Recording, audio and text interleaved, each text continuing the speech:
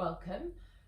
This is going to be a slightly more interactive class. Usually I record our classes and then you can just turn them on, turn off from distractions outside and just get on with the flow and the sequence. But recently I've had quite a few people asking for a more broken down beginners class. So I'm going to take this one quite a bit slower. I'm going to talk to you a bit more as we go, tell you maybe what you should be feeling, how you should be doing things, or what you might be doing wrong if you're completely new and you're not quite sure where to start. So we're going to start sat down with the legs crossed. Now for a lot of people, you find yourself here when you're new, your hips are quite tight. If that's the case, sometimes it's nice to have a pillow or a cushion and you just sit on the cushion so that already the knees are slightly lower than the hips and you're not quite so tight. So if that is the case, roll up a pillow, a jumper, a jacket or something if you just want to sit slightly higher, and it makes it a little bit easier. And then in your seat as well, try not to curl into the back. So instead lift out of the back slightly. So if you see me from the side, we want to avoid rounding into here, and instead we want to be sat up tall. So there is a natural curve into the lower back. There is a slight scoop into the lower back. And then sat here, pull the belly in, lift the chest tall. Don't stick the chest out, but just try and lift up. Let the shoulders drop down and close the eyes. And then with the chin, try not to have the chin all the way into the chest. Try to avoid looking up at the ceiling and adding any tension into the neck. Want to kind of have the chin so that it runs parallel to the floor. And if that's the case, then the spine is long. We're not compressing into the back of the neck or adding any tension into the front. So just sit here for a moment. And I appreciate that when you first start to sit down in yoga, that's not that easy. Your hips are tight, you're uncomfortable. But it does, with time, start to ease. The seat does become more comfortable. So we'll start here. Breathe in. And breathe out. And our normal yoga breath is in through the nose. And back out through the nose. So you can close the mouth. We're breathing in through the nose. And breathing out through the nose. Using the breath to calm the body down, to lower the heart rate, to just soften the physical body and soften the mind, and the two of those things together, very interactive between the mind and the physical body. So we want to bridge that gap with the breath, use the breath to help us. So just keep that nice rhythmic breath in through the nose and back out through the nose. And your breath is what helps you stay focused as we practice. If you find you're wandering, your mind is wandering, you're getting distracted, just try and bring yourself back to the breath. So just a nice long inhale and a nice long exhale.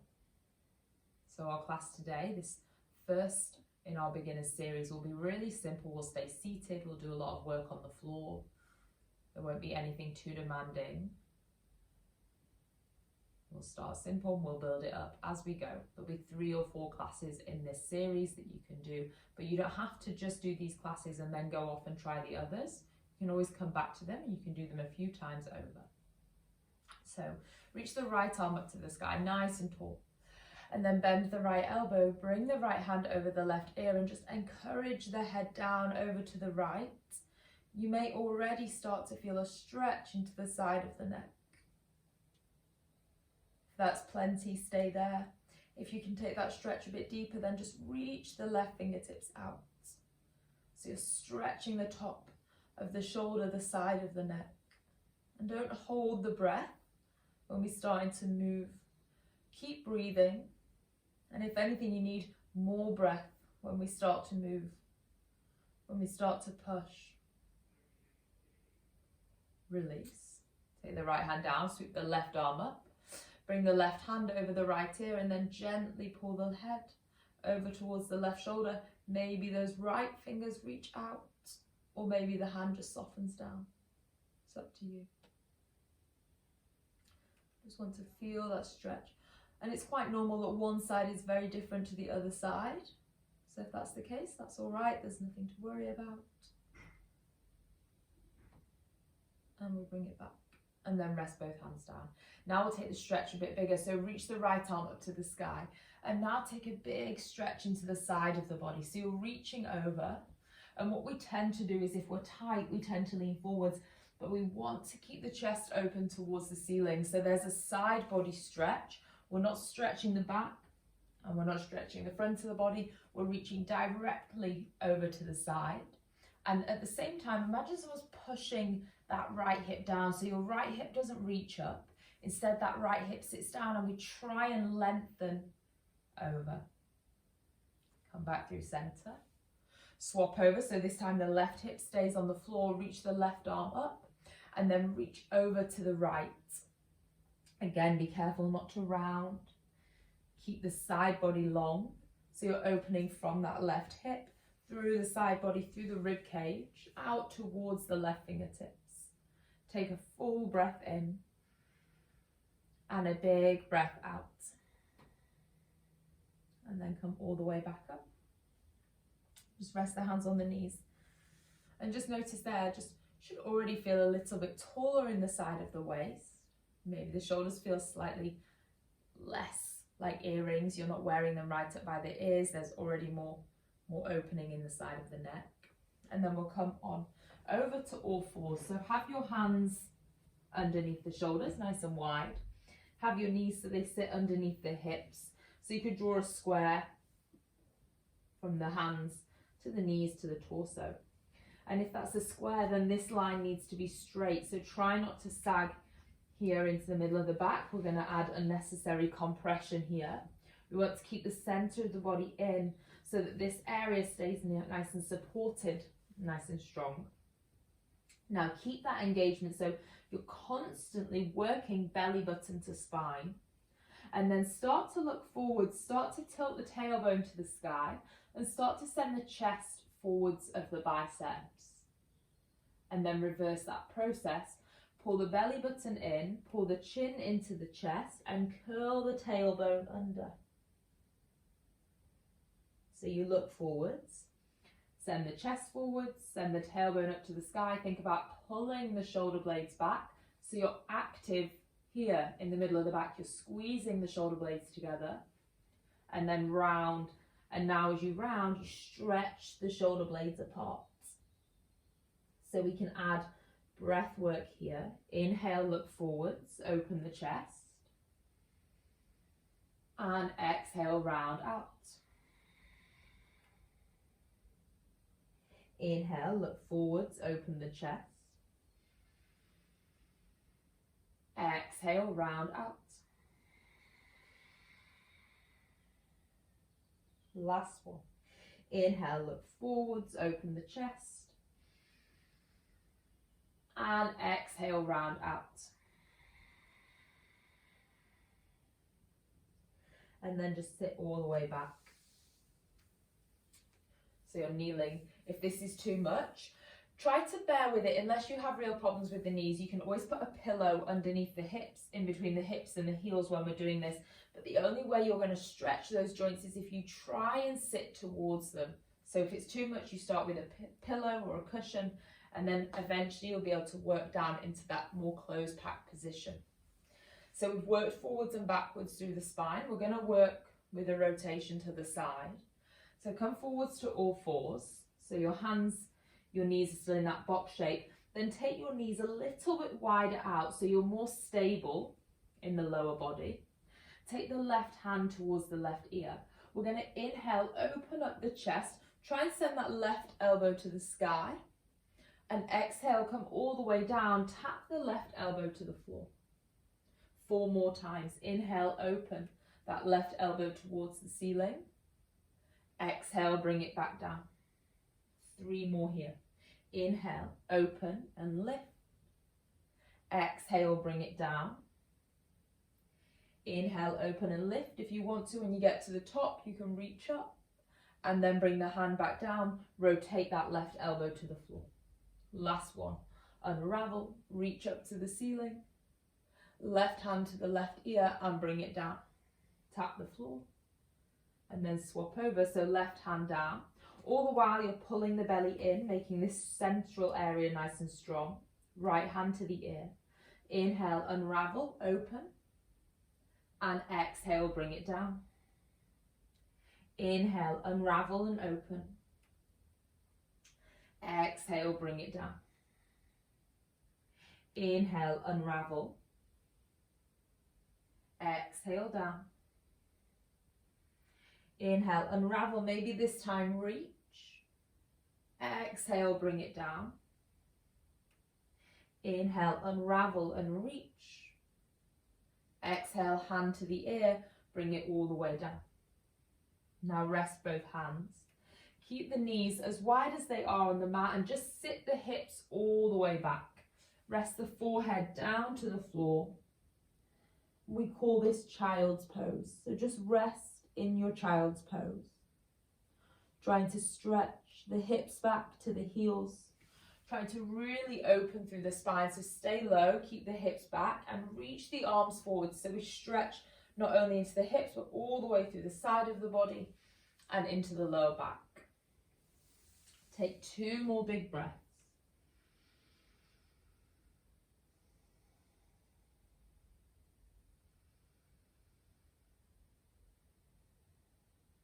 Now pull forwards to hands and knees.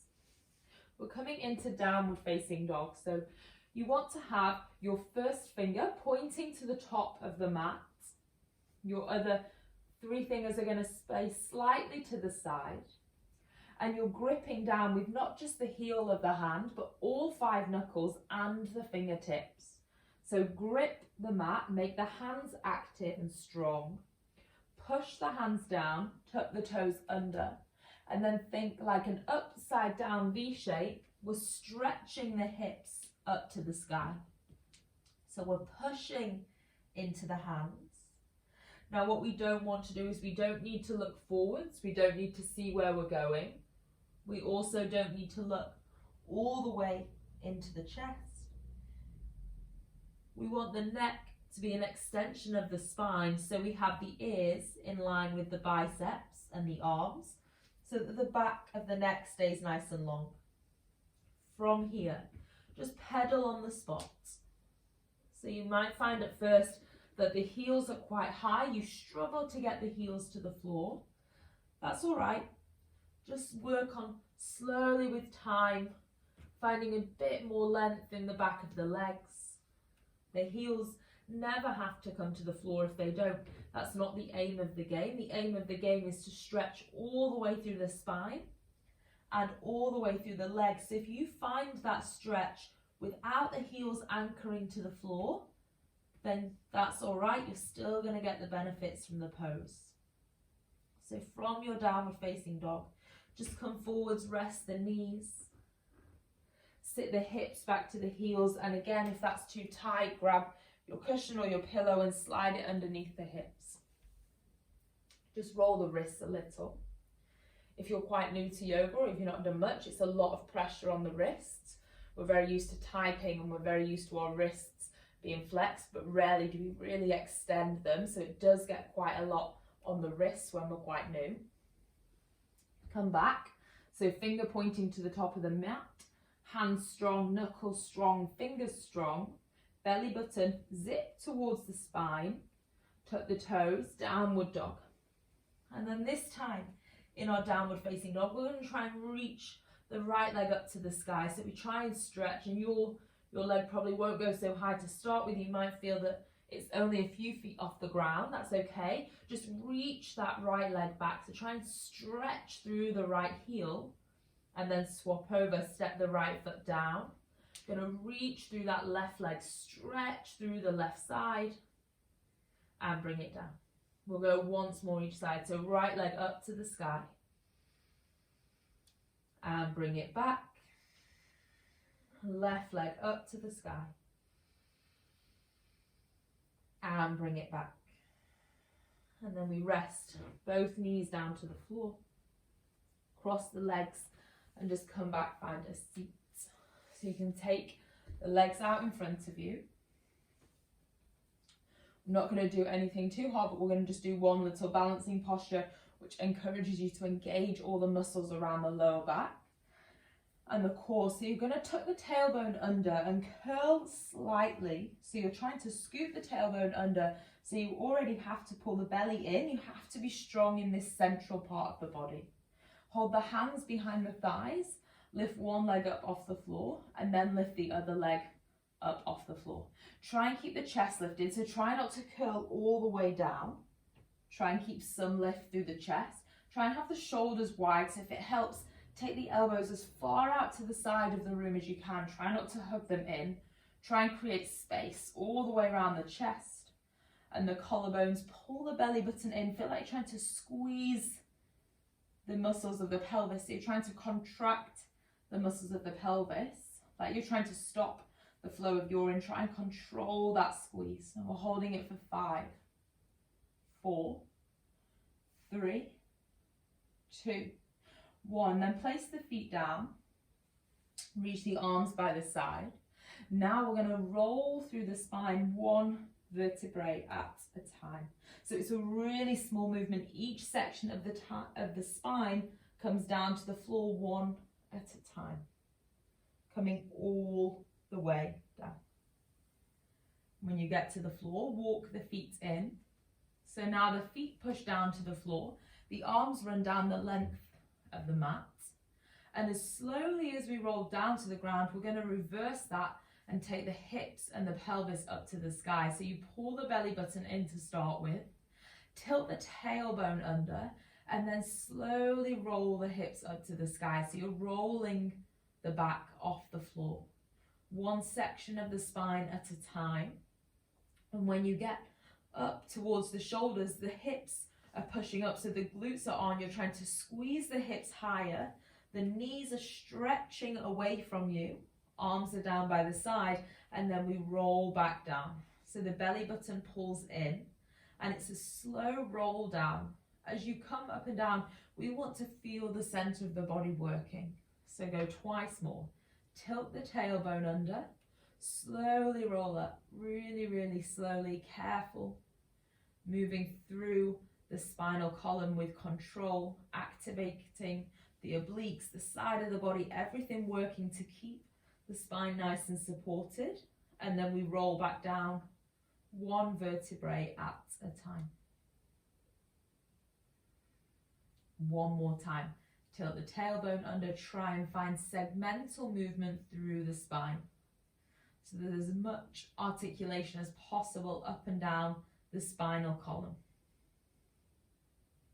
Squeeze the glutes at the top and then roll back down slowly towards the floor. When you come down this time, bring the left knee into the chest and the right knee into the chest.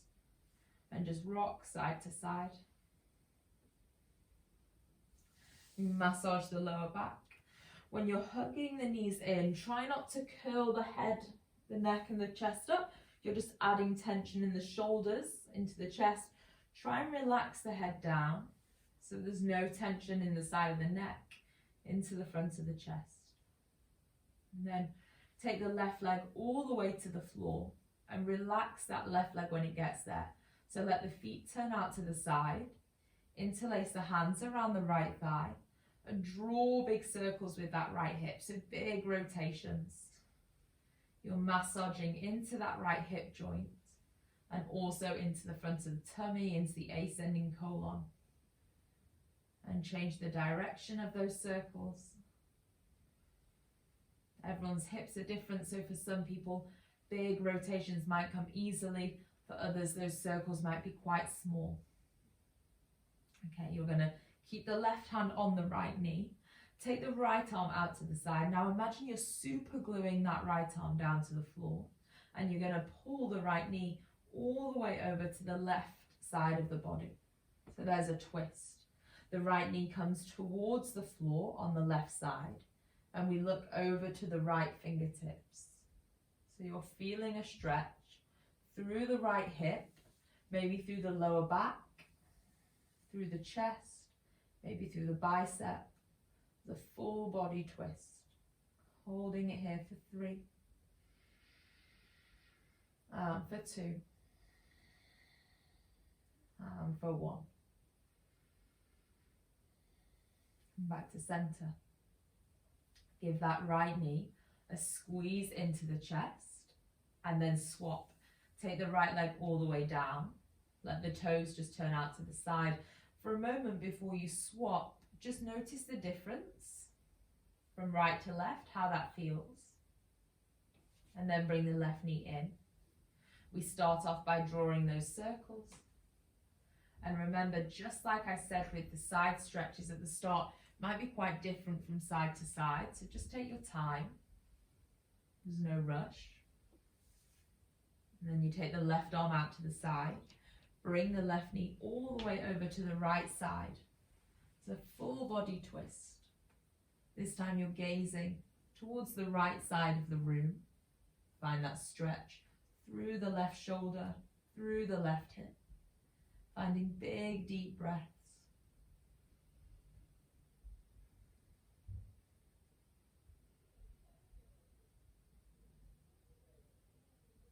And then come back. Hug both knees into the chest. And then just reach both legs out to the far corners of the mat. The hands can stay either resting on the belly is sometimes nice, or you take the arms out to the side. And coming into Shavasana, which is the final part of our practice. It's the relaxation part of class. So try not to rush this part of the practice. Just stay lying down on the floor. You want to be fully relaxed through the body. So if you find that you're still gripping a little bit in the hips, encourage both feet to turn out to the side. Just check, notice if you're holding the jaw, if you're clenching in the jaw. Maybe you're still gripping the tongue to the roof of the mouth. I'll invite you to take 2 big breaths that will help you fully relax. So take a big inhale. Take this exhale out through the mouth. Take a big breath in. And a big sigh out. And then just lie here for a few moments. Just relaxing. Noticing how the body feels. And our lives are so busy these days, very rare that we spend a few moments in complete stillness. So just enjoy the stillness and the silence that you've created by doing the practice. This part of the class gives our body the chance to absorb the effects of the practice, to soak in all the goodness that we've cultivated.